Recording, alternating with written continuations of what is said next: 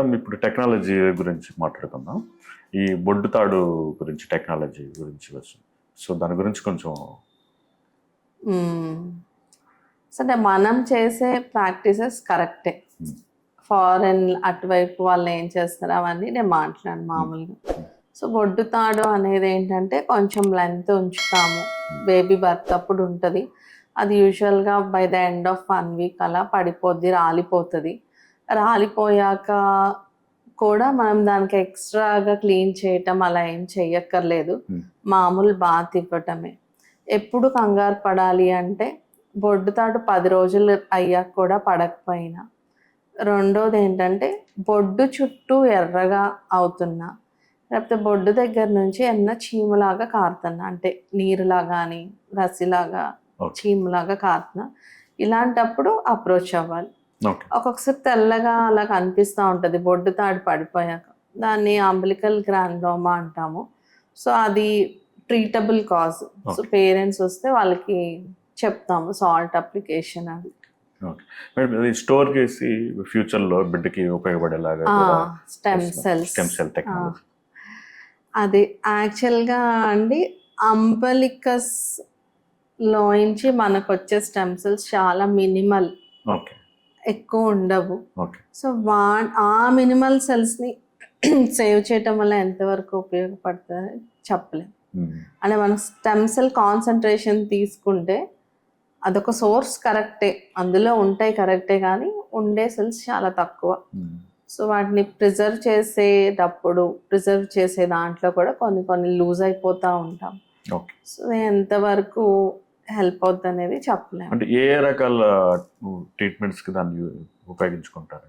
Stem cells చాలా treatments లో help అవుతాయి. చాలా అడ్వాన్స్ అయ్యామండి. లైక్ మన స్టెమ్ సెల్ ట్రాన్స్ప్లాంటేషన్ మల్టిపుల్ డిసీజెస్లో ట్రీట్మెంట్ ఆప్షన్ అండి. సో అది కొంచెం ఖర్చుతో కూడుకున్నది కూడా అన్నమాట. నిజంగా ఈ సెల్స్ ఉపయోగపడితే మంచిది, లేకపోతే మన సిబ్లింగ్స్ దగ్గర నుంచి కానీ అలా కూడా తీసుకుంటాం అన్నమాట. సో తల్లిదండ్రులు వాళ్ళకి తెలియకుండానే కొన్ని మిస్టేక్స్ చేస్తూ ఉంటారు పిల్లల పెంపకం విషయంలో. అది సో మెయిన్గా మీరు మీ ప్రొఫెషన్లో గమనించినవి ఏంటి మేడం? సో ఇప్పుడు మెయిన్ కన్సర్న్ ఏంటంటేనండి, లైక్ ఇప్పుడు అందరూ మదర్స్ కూడా working, both parents are working. So ఇంట్లో వాళ్ళకి ఎవ్రీ మీల్ ప్రిపేర్ చేసే టైం ఉండదు.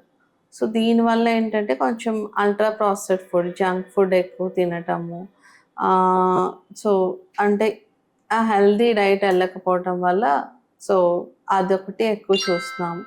అండ్ సాఫ్ట్ డ్రింక్స్ పిల్లలకి ఎన్ని ఇయర్స్ వరకు అలవాటు చేయకుండా ఉండటం కుదిరితే అన్ని ఇయర్స్ వరకు అవాయిడ్ చేయండి. ఎందుకంటే చిన్న పిల్లలకి సాఫ్ట్ డ్రింక్స్ అలవాటు చేస్తున్నారు.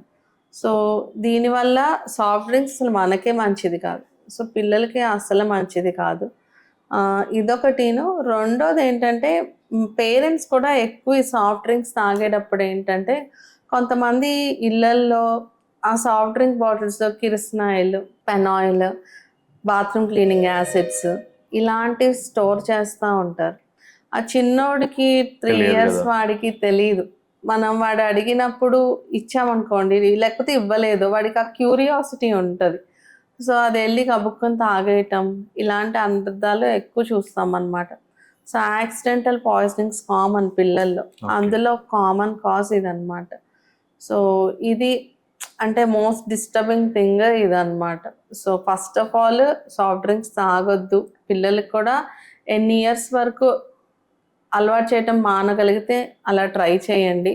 రెండోది ఇలా బాటిల్స్లో ఇవన్నీ స్టోర్ చేయటం అసలు కంప్లీట్గా మానేయాలి. Okay. 3 signs that your children is not growing up ఏంటి మేడం?